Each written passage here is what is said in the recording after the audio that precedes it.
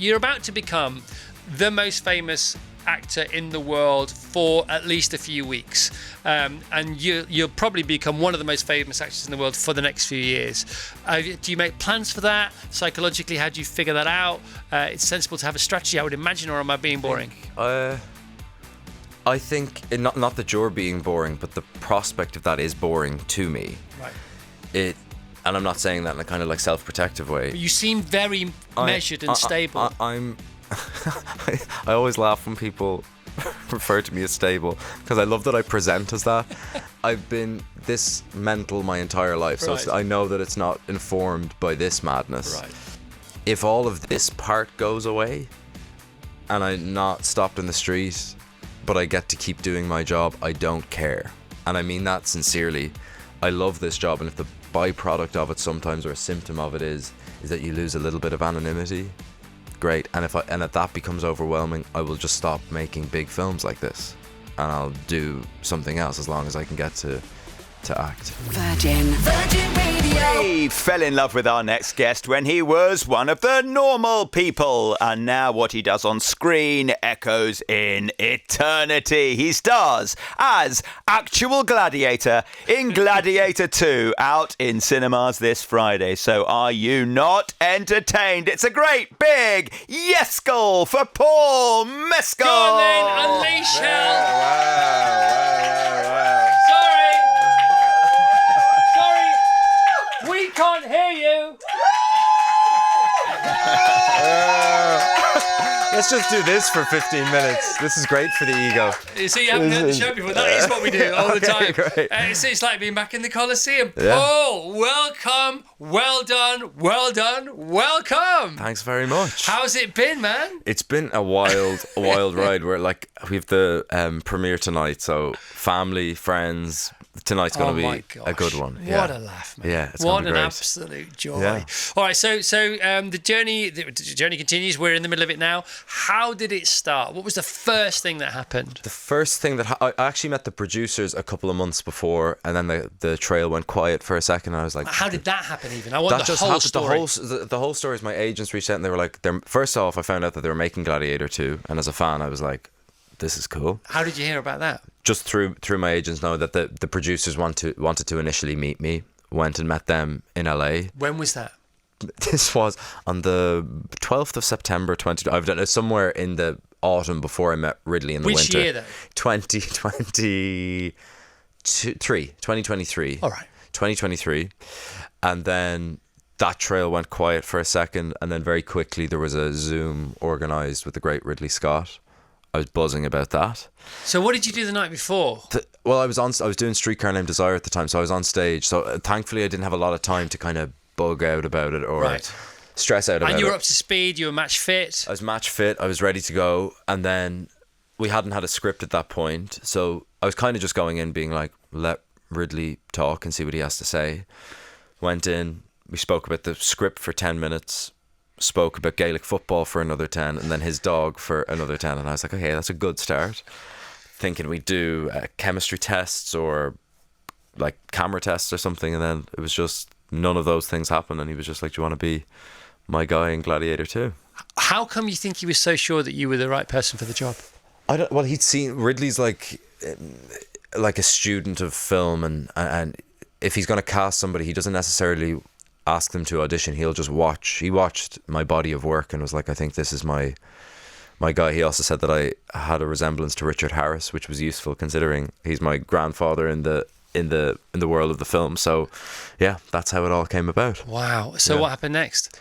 Then I finished the play, started training with Tim Blakely, my trainer. We started cracking into the gym, and then it's kind of one of those things that you wake up and then you're suddenly in Morocco getting ready to shoot Gladiator II. Wow.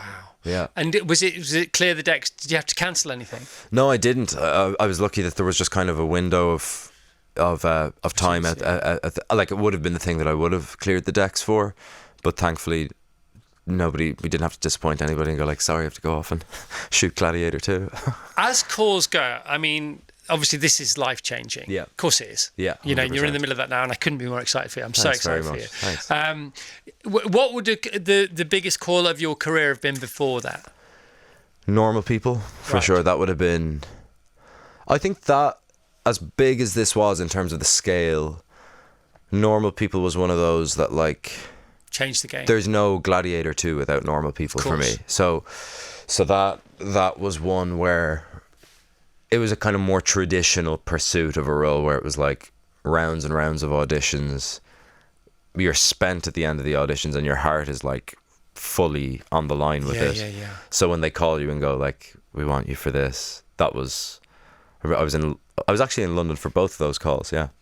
Isn't it funny because when you speak to that, one must remember that no matter what you're doing in life, whether it's you're interviewing for a job, you're not interviewing for that job. You're interviewing for every job you get after that job as well. I've never thought about it. Yeah, Well, you just said it. Yeah, I know exactly, but I never. You're totally correct. Well, I But didn't realise it until you said it out loud. yeah. So That's when so it the audition started. for Normal People was the audition for Gladiator. Yeah, and then when you're doing the job, that job becomes the audition for giving everything me else. goosebumps. Yeah, jeez. Yeah, sorry, no Wow. cursing. No, you're allowed to say cheese. Damn. Cheese and biscuits. Jesus, we can say cheese and biscuits. Great.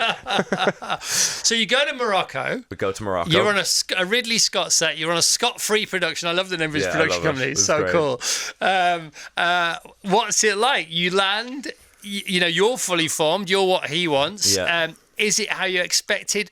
What were your expectations? It was Just give us a flavour of the The flavour of experience. it was like, I always say this, like the loneliest an actor ever is in the moment when they get off the plane to the like moment that they shut the door in the hotel room. They're in a new city. You've no social infrastructure at that point. You haven't made friends yet. I hadn't really got my hands on Ridley yet, like 'cause he's prepping. So you're like in the middle, like essentially in the middle of the Sahara Desert. You shut the room and you're like, I know in 3 weeks, 5 days and 4 hours I'm going to be on set. Like you're counting it down. And then that's when the kind of spiders start to get into your head and you're just trying to stay focused and all that, and then you're kind of getting a flavour. You're seeing pictures from the set about what you're going to be walking onto. You're doing some stunt rehearsals on the set, and then it's Monday morning and you can hear the sound from... I've told this story before, but it kind of tells you everything that you need to know about Ridley and the scale, is that he consciously kept all the key actors outside of the set that morning. So he dressed the set, 1,000+ extras, camels, fire, battle drums, and you're hearing this 20 feet away, but you can't see anything because the walls are 50 foot high. So you're marching around smoking cigarettes, trying to like quiet your mind, and then Ridley arrives into the tent. He looks at us all, he goes, "Are you nervous?" At that point you're like, if I say I'm nervous, is he going to fire me? If I say I'm not nervous, is he going to know that I'm lying, and is he going to fire me? So you're stood there and he looks at me, and I think I just make a noise, slaps me on the back, cigar in mouth, and he goes, "Your nerves are no good to me." Starts turning the cameras over. You walk into your marks, and then you're in Gladiator II. Wow. Yeah. And the work sets you free. The work is the thing. Like then all those kind of voices in your head from the hotel room for 3.5 weeks go, they just go disappear. Well, it's like football players, isn't it? They're nervous must be before the that, game, then they're on the pitch and they're doing their job. And off you go. You don't have time to think. Yeah. Wow. Yeah. And when you were talking about the wars, is that the Colosseum you're talking about? No, it was the battlements in Numidia, the opening kind of 14 minutes of the film. The opening 14 minutes, unbelievable. it's incredible. This is all pre-titles, isn't it? It's pre-title. Yes, it's pre-titles, but it's also like, I think for anybody, which I understand, anybody who's a massive fan of the first one, who has a like nervousness about a necessity for a second film. I think when I first saw the film, I was like, those first 10 minutes, certainly, I know I'm biased, but it totally put me at ease. Yeah. As a fan of the first film, Yeah. and as an audience member, I was like, oh, we're in the hands of Ridley Scott here. We've got a great cast, and we're just, that's what Ridley is best at. Yeah. Big scale, big stakes, and just big filmmaking. This is what he does. This is what he does, yeah. It's like somebody once asked Elton John, they said, if it all dried up tomorrow, and Elton says, sorry, let me stop you there. What do you mean? Yeah. They said, well, if you stop writing hit songs tomorrow, and he says, it's not going to happen. Yeah. It's not this is what I do for a living. It's like, what's the evidence? Like, what evidence do we have other than the fact that it's like Ridley Scott or Elton John? It's like, Yeah. This is going to happen. The world would have to fall apart for that to become It's true. interesting because obviously you were 3 when the first film came out, and Tilly wasn't born, and Felix was just about born, and somebody's mum and dad hadn't even met who works here, so they couldn't be born, and that kind of stuff. But having been around for the first film, having interviewed Russell about the first film, and other people involved in it as well. It's funny because you talk about that opening 14 minutes sort of allaying anybody's fears that there's a requirement for a sequel. Remembering back, I don't particularly...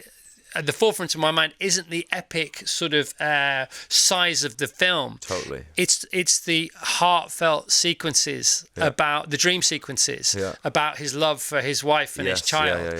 And so it's funny that wasn't an issue for me. It was brilliant. Yeah. It was awesome. The opening, it reminded me of Saving Private Ryan, and this is how brutal it all is. Yeah. This is brutal. It sets the tone for what the Roman Empire was. It's brutal. It's massive. Yeah. It's needless because the emperors don't even care. They don't care. It's just a tick in a box. Yeah. And all this is going on another, not in another country, but on another continent. Over an ocean. Yeah. And people are it's insane. And the whole, my catapult's bigger. I think we're going to need a bigger catapult. Exactly. That kind of stuff. Yeah. And it was the ingenuity of this human mind and the sort of resilience of the spirit. Yeah. It's like, what is this about? No, oh my gosh! Just greed. The minute we could deploy tools, whether it was a sword or a pencil or a quill or a catapult with these fireballs of flame, and the brutality of it all, and the sort of the volleys of arrows, and the organisation of the Roman soldiers compared to the barbarians. Yeah. And it's like, and it does leave you breathless. Totally, absolutely. And you say, please give me the title sequence. Please give me I need to catch my breath here.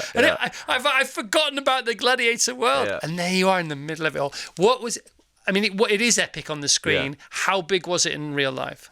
It's as big as Ridley's a big advocate of not using blue screen or green screen and all that stuff. So kind of what the audience sees, I would say 95% of that is what I experienced on the day, which is an amazing sight to behold, but on a purely practical acting level, it's an absolute gift. Yeah. And the turrets and the buildings. Everything. The Colosseum. The only reason it wasn't 360 was because Ridley had to find a way to get cameras in. It's 270 to that scale. Wow. The road into Rome was, you would walk out the Colosseum gates and the palace was 600 metres down the road. Now, obviously, you're going to work. This is your commute, your daily commute. This is on the road, coffee in the morning. Yeah. I mean, you must have smiled a few times. You allowed yourself a smile, thinking, "This is all the fun." You do initially. But there's this weird thing. It's like, as you were saying, like that kind of football analogy. It's like, it's very, very quickly, not only does it become, but it has to become your place of work. Yeah. Because you could wish your life away and look at how incredible the set is. But if you don't fill it in, performance-wise, then it's just a series of pretty pictures, you know? But I think when I saw the film, I really got an appreciation of what canvas we were working with.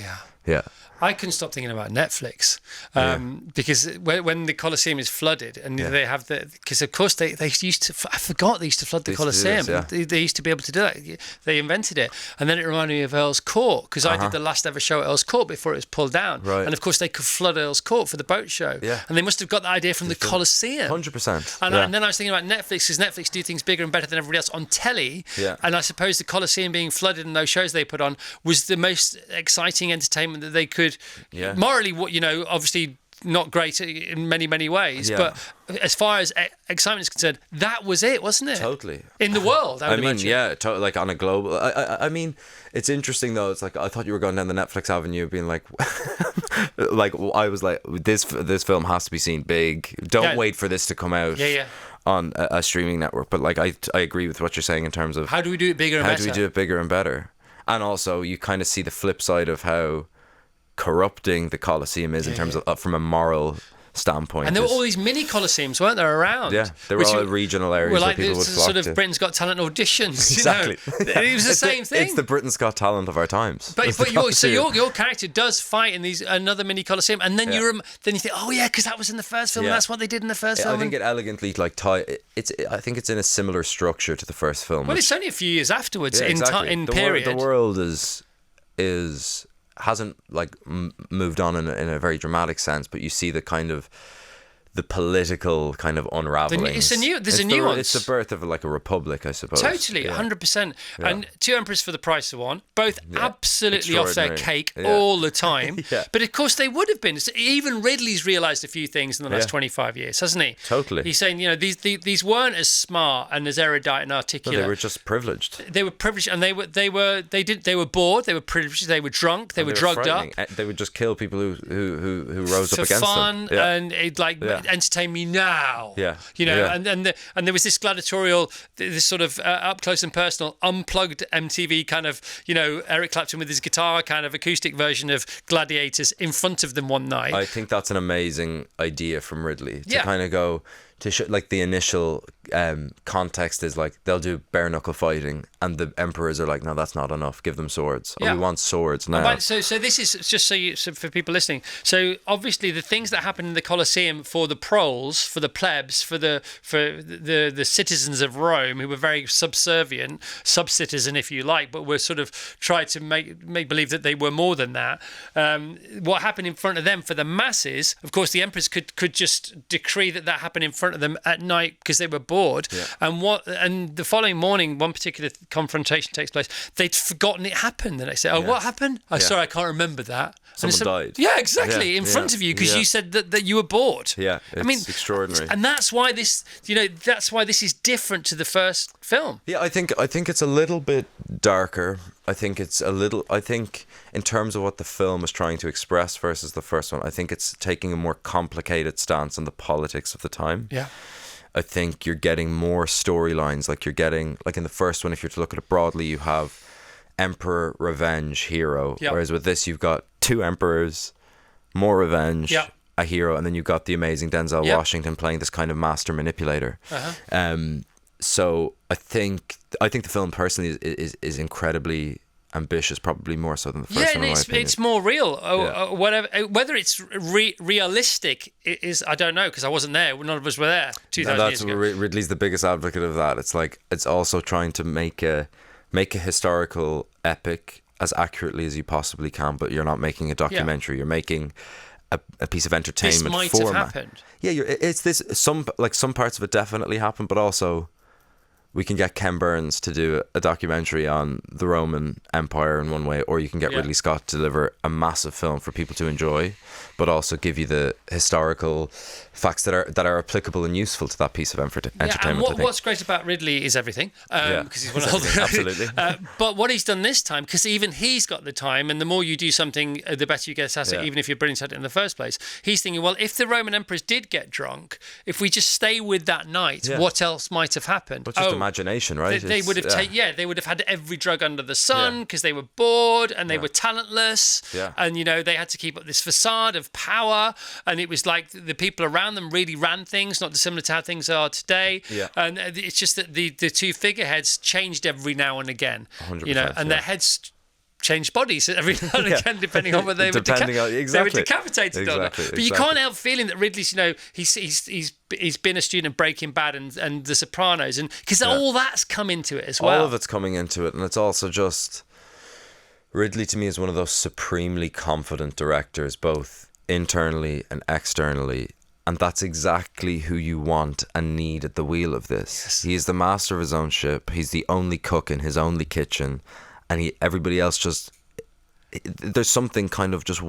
You need to be totally in charge of a film like that. And he is like our undeniable leader on that set. And even in this, like, I think Pedro said in an interview for like... recently talking about Ridley, is like, for all the star power that is in the film, inherently, like, Ridley is fundamentally he's the rock. He's the star of this film. He's the rock that it's built on. He's the lighthouse that's on the rock. He's the everything. weather around the rock. He is this planet. And you got to be some of the fish in the sea, and then we got to look at that planet that all this was happening on via our cinema screens. You are one of the many perks I would imagine of being asked to be the Gladiator in Gladiator II is you're going to get paid to be fitter than you've ever been in your life. Yes. What was that journey like? How are you now? Denzel, he scrubbed up pretty well, I have to say, from a physical point of view. Yeah, like everybody just went all in. Okay, so how was that then? I loved it. Like, look, I played sport growing up, so it wasn't like an alien planet for me to kind of go back into the gym I'm not a big fan of gyms. Like, I'd much rather get out on the road and run or cycle. But unfortunately, that the requirement for Gladiator is to get big and strong. And I had Tim Blakely, my trainer, just every day, or 6 days a week, 45 minutes in the gym. Yeah. Bang it out. And Well, you see, here's the thing. It's really interesting. Because 6 days a week, 45 minutes a day, it's not that much. But it also, to clarify, it's totally dependent on like your metabolism, your aptitude for it, but it is and this your thing hydration that I and think your nutrition. All of those things, and like your actual genetics. But the thing that I think it's important for actors to talk about when they get the opportunity to do it is like, it became very attainable for me because of the infrastructure that Paramount put in place for me. And like, you have these actors that come out and talk about like their 9,000 calories and their 7 hours in the gym. I'm like, that doesn't hold water for me. Yeah, and also it doesn't give you a gladiator body. No, it gives because it's different, isn't it? Yeah, totally. It's a different it's a different setup. And also, I just don't believe it. I don't think anybody has time to be spending 9 hours in the gym and eating 9,000 calories unless you're a bodybuilder. But also, so I did some weights yesterday because I'm getting older. You got to look after your muscles and things like that, and it's really important. But if I look at a barbell, I begin to hurt, right? And I don't like it. Yeah. You know, and there's all this talk about Mike Tyson at the weekend and Jake Paul at the weekend and this big fight. And then somebody said to me, "Would you fight so and so for charity?" I'm like, "No." Well, what about if we gave you £1 million or 5 million? This is yesterday. I went, "No," because I don't want to fight with anyone. It hurt. Just, I guess, I say, looking at weights hurts me. But I love running, right? And we were talking.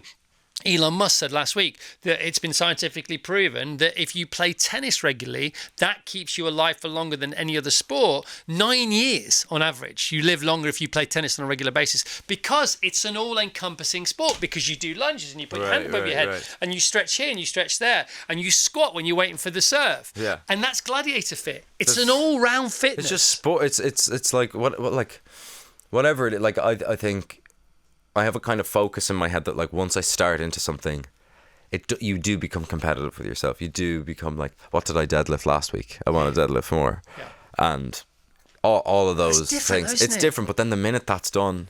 Yeah.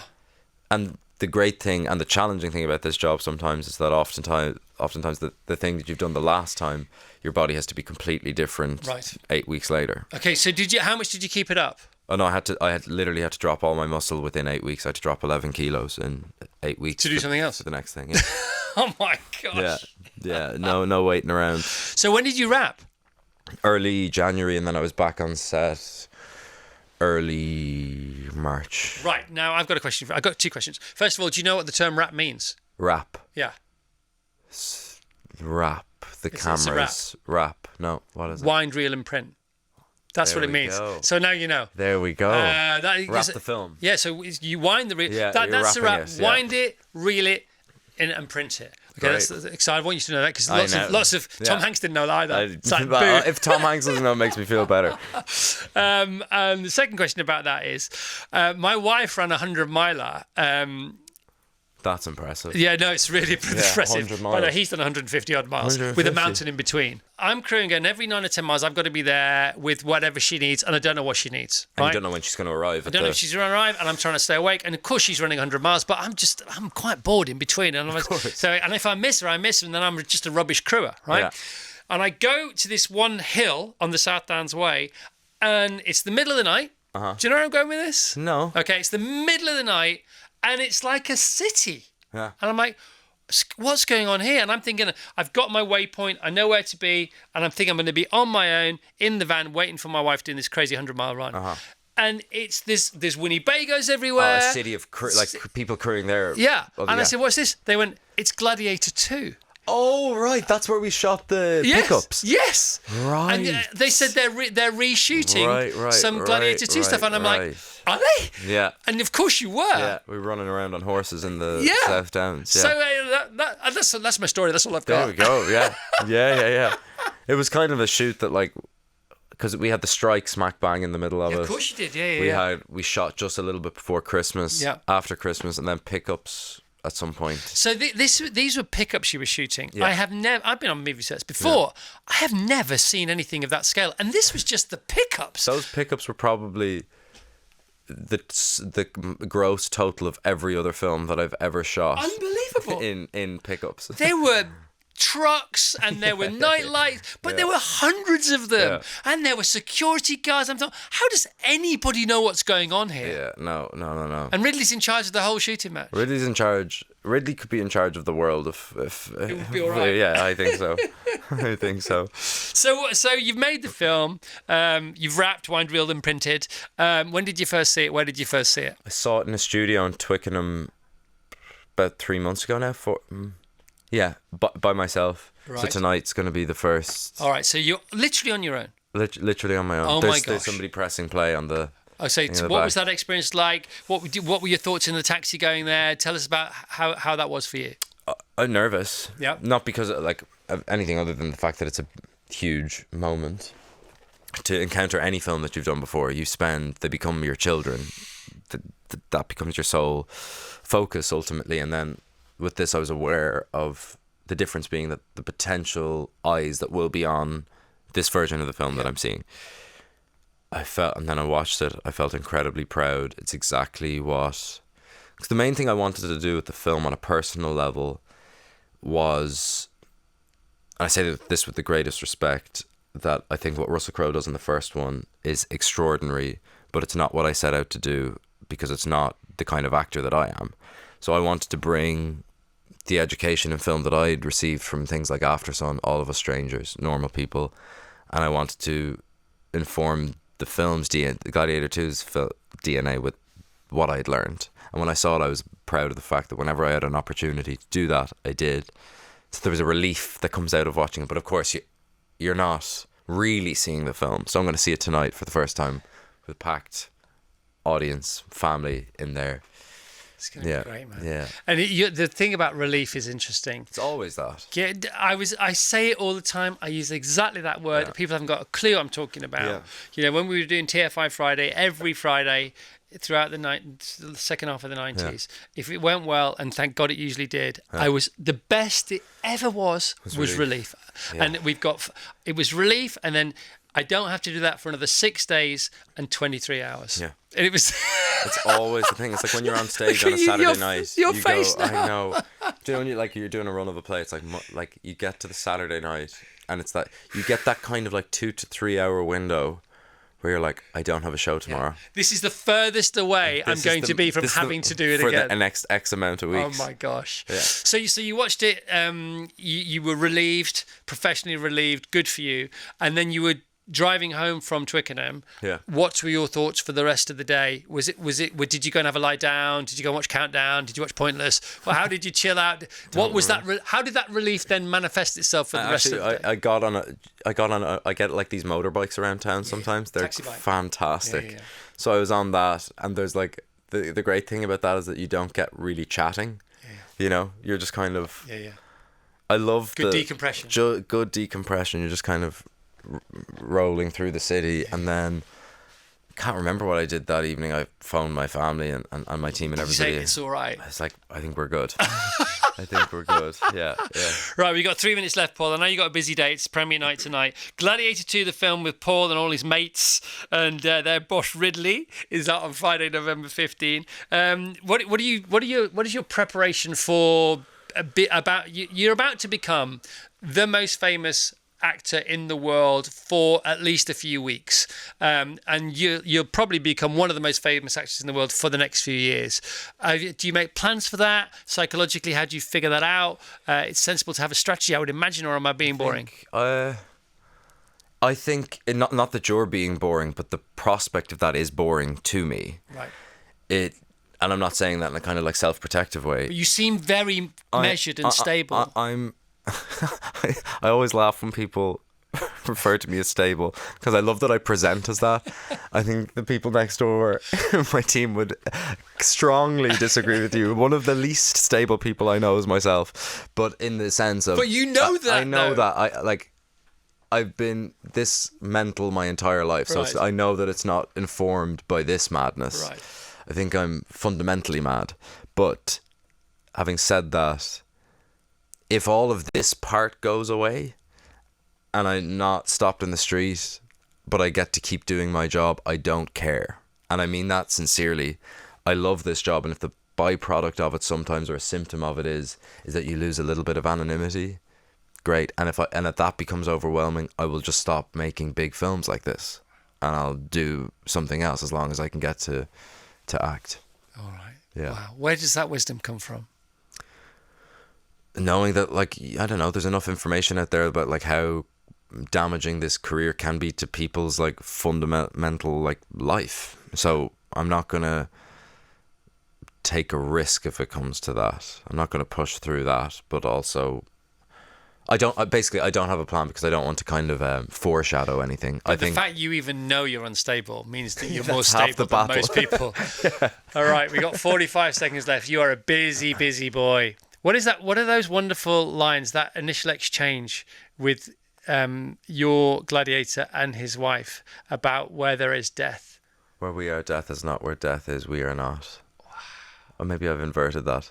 Either way, I think it still works. Pretty good. Yeah, it's Pretty a great good. line. Mate, you have the best night tonight. I will indeed. With your Thank family and you your very friends. much. Really enjoyed that. Good. I'm glad you did. I'm glad it was. I hope it was a little break, a Yes, little bubble in absolutely. between everything. Absolutely. Great to meet you, Paul. Thanks very much, Thanks Chris. very much. Can we have a round of applause for Paul Mescal, please? Gladiator II is out on Friday, and the whole world is waiting, and you will not be disappointed. Virgin Radio.